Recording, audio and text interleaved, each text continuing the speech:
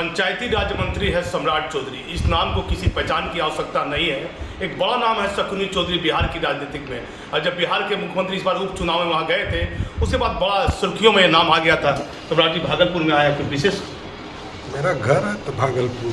मैं तो अपने घर में हूँ। कोई बैठक में? नहीं, ये मेरा राजनीतिक इलाका है। मैं इसी इलाके से जाना जाता हूँ। मुंगेर, भागलपुर, खगड़िया के तमाम चीज़ों पर मेरा ध्यान रहता है। अभी तो बड़ी सौगात, जैसे ही नई साल आएंगे तो सुल्तानगंज ब्रिज हमारा बहुत दिनों से पेंडिंग है, जो परबत्ता और सुल्तानगंज के बीच बन रहा है जी। तो इन चीज़ों को पूरा कराना है। अभी ब्रिज का काम दूसरा भागलपुर में शुरू होने जा रहा है और तीसरा बीरपुर का ब्रिज का काम पूरा होगा। हम लोग लगे हुए हैं कि जो 4 लेन का जो पूरा पुराना अधूरा सपना छूटा हुआ है, जो मुंगेर से मिर्जा चौकी जाना है, उसकी टेंडर की पूरी प्रक्रिया कर ली गई है। ज़मीन अधिग्रहण का काम भी पूरा हो गया है। इन सब चीज़ों को पूरा कराना है। भागलपुर से भी आप बोलते हैं मेरा घर है, तो भागलपुर से राजधानी ट्रेन नहीं है या फ्लाइट की कोई व्यवस्था नहीं है, अभी प्रभाव में है आप सम्राट जी? नहीं, ये सब सारी प्रोसेस में काम चल रहे हैं। हाँ। उड़ान के माध्यम से पूरे देश में, जहाँ इस देश में मात्र 43-44 एयरपोर्ट थे, उसको बढ़ा करके आज लगभग 122-23 एयरपोर्ट बनाए जा रहे हैं। उसमें आगे के प्रोसेस में ये भी आएंगे। अभी प्रोसेस में इस काम को किया जा रहा है। ज़मीन अधिग्रहण के काम के लिए निर्देशित किया गया है। और स्वाभाविक है, रेल तो ट्रैफिक ऐसा है कि पहले सिंगल रूट था हमारा, जिसके चलते पहले राजधानी नहीं चल पाई। हम लोगों ने भी आग्रह किया है अभी माननीय मंत्री से, तो अभी नौगछिया तो शुरू हो गया। अब दूसरा भागलपुर के रास्ते भी, एक रास्ते को हम लोग कोशिश में है कि राजधानी का कार्य यहाँ से भी शुरू हो जाए। पारिवारिक पृष्ठभूमि आपका राजनीतिक है क्या? नेता बनने की पहले से ख्वाहिश थी या और कुछ बनना चाहते थे आप, या कुछ व्यक्तिगत सवाल? मैंने दूर दूर तक राजनीति से हमको मतलब नहीं था। हाँ। लेकिन तत्कालीन सरकार के द्वारा जिस तरह मेरे परिवार और मेरे ऊपर अत्याचार किया गया, हाँ, उसके बाद मैं धीरे धीरे राजनीति की ओर आया। क्या बनना चाहते थे सम्राट जी? पहले मैं इस बीच में बात कर दूंगा। स्वाभाविक है, कोई भी आदमी एक वेल सेटल तौर पर काम करना चाहता है, क्योंकि राजनीति कोई अस्थाई नहीं होता। ये तो सेवा के भाव से काम करना पड़ता है। 24 घंटा 24x7 काम करना होता है। ऑफिसर जो होते हैं उसके पास टाइम है, जो बिजनेसमैन है उसके पास टाइम है। नेता के पास अपना या अपना परिवार के देने के लिए कोई टाइम नहीं। इसलिए स्वाभाविक है, कोई भी नौजवान पहले ये सोचता है कि मैं अपने तरह खुद सेटल हो जाऊं। लेकिन बाद के दिन ऐसे दिनचर्या बनी, और जब तत्कालीन सरकार द्वारा मुझे जेल भिजवाया गया, मेरे घर तोड़ दिए गए, मेरे ऊपर यातना दी गई, तब धीरे धीरे मुख्य धारा में राजनीति में मैं आया और पिछले 24 साल से बिहार की राजनीति में हूँ। कहाँ से पढ़ाई लिखाई की है आपने? मैंने तो पढ़ाई दार्जिलिंग से किया, हाँ, और वहीं से कॉलेज भी किया। उसके बाद मैं आया, बिहार की राजनीति में काम कर रहा हूँ। कब आपके साथ ये प्रताड़ित जो है पहले की 1995 का मामला है। हाँ। और 1995 में तारापुर में एक घटना घटी जो गैंग वार था, और राजनीतिकरण करके हम लोग के पूरे परिवार को 22 लोगों को, मेरे परिवार से 22 लोगों को जेल में डाला गया और कई लोगों को के घर को तोड़ दिया गया। तो फिर उसके बाद धीरे धीरे एक पॉलिटिकल वर्कर में बन गया। फिर 96 का चुनाव। क्या उम्र आपकी होती होगी उस समय जब अच्छा परिवार के साथ? स्वाभाविक है, उम्र तो आप खुद ही समझ रहे होंगे कि मैं जब 24 साल से बिहार की राजनीति में हूँ, तो यदि 24 साल का भी होगा तो 48 साल हो गया जी।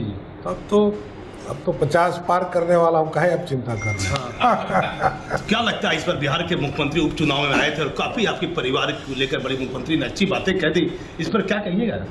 राजनीति है, बहुत चीज़ें समय कराता है, और स्वाभाविक है। मेरे परिवार से तारापुर में 7 बार विधायक मेरे पिताजी, मेरी माताजी भी रही हैं।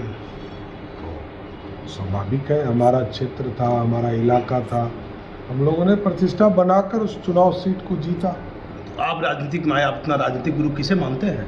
मेरे तो पिताजी हैं, हाँ, जिन्होंने हमको राजनीति में भी लाया और राजनीति में उनके बिना इच्छा के भी आया, ये भी मैं कह सकता हूँ। क्या बनने की इच्छा थी आपकी? क्या कोई IAS IPS? अरे स्वाभाविक है, वेल सेटल आदमी बनना चाहता था, कोई ऐसा नहीं तो बड़ी इच्छा नहीं थी, वेल सेटल होना चाहता था, बस इतनी ही इच्छा थी। क्या लग रहा? तो लंबा समय राजनीतिक जीवन का आपका हो गया है, एक शराबबंद सिपाही को सस्पेंड किया जा रहा है, कैसा लग रहा है? दुर्भाग्यपूर्ण है, आप पत्रकार हैं। हाँ, शराबबंदी ऐतिहासिक फैसला है, कोई भी सरकार इतना बड़ा फैसला नहीं ले सकती, और बिहार के मुख्यमंत्री ने तत्काल उस समय ये बड़ा फैसला लिया, ये कल्पना से बाहर है। कोई भी सरकार अपना 20,000 करोड़ रुपया छोड़ेगी क्या?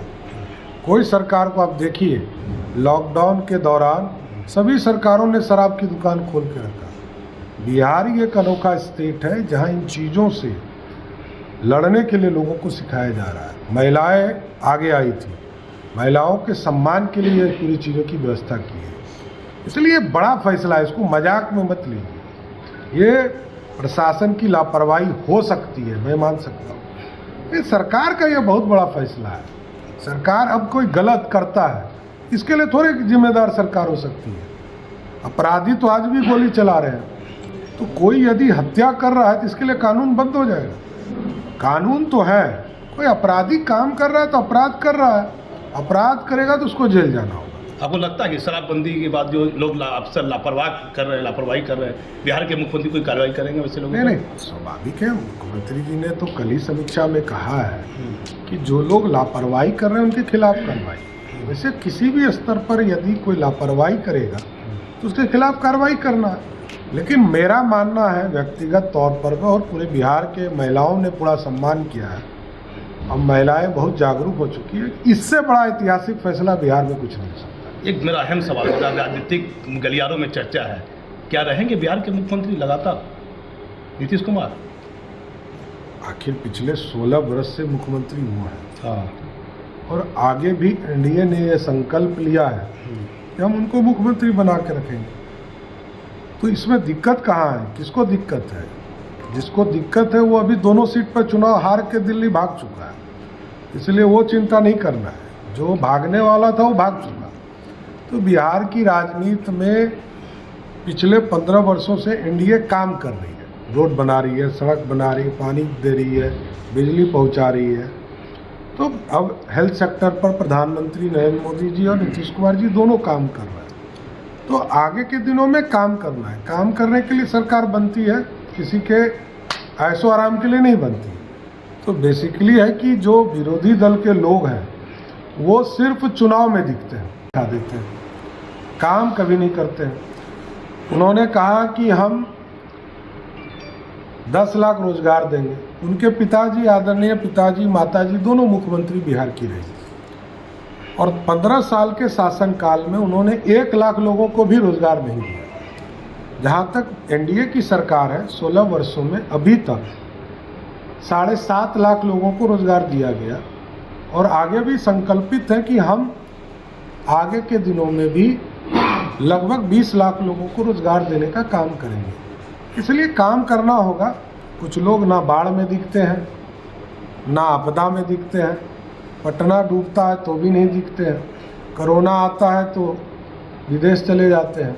तो इस तरह के लोगों को बिहार का लोग नेता थोड़े मानेगा। आपका पारिवारिक पृष्ठभूमि बहुत बड़ा है, क्या मुंगेर, तारापुर, आप बांका कहते हैं मेरा घर है, तो कुछ ऐसा कुछ नया काम विकास के लिए कीजिएगा? एकदम स्वाभाविक है, आप तो देख ही रहे हैं लगातार। अभी तो हम लोग मुंगेर, पटना से भागलपुर के रास्ते एक्सप्रेस में बनाने की तैयारी है। अभी सुल्तानगंज से देवघर हम 4 लेन कराने जा रहे हैं, जो सीधा आपको पसराहा स्टेशन से शुरू होगा और देवघर चला जाएगा 4 लेन। अभी हम लोग ने पूरी सहमति बना लिया कि हर हालत में 31 दिसंबर के पहले मुंगेर पुल को शुरू करना है, चालू कराना है।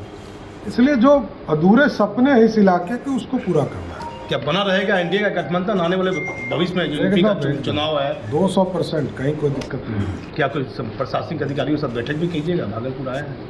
नहीं, वो तो लगातार हो ही रहा है, हाँ, हम लोग कर ही रहे हैं। यहाँ जो कार्य चल रहे हैं, ऑक्सीजन प्लांट्स का काम था, कई जगह हॉस्पिटल बनने हैं।